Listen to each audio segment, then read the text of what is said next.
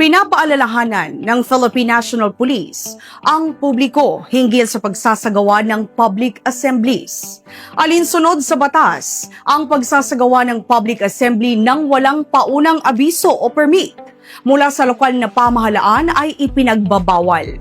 Ito ay upang matiyak ang kaligtasan ng lahat, kaayusan ng publiko at maayos na daloy ng trapiko, lalo na sa mga sensitibong lugar o mahahalagang okasyon.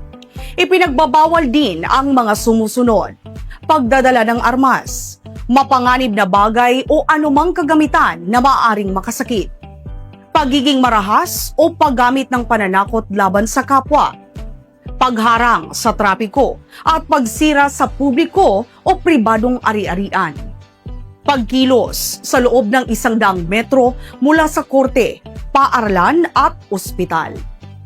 Mahigpit na ipatutupad ang mga probisyong ito at ang sino mang lalabag ay maaaring managot sa ilalim ng umiiral na batas pambansa bilang 880 o mas kilala bilang the Public Assembly Act of 1985.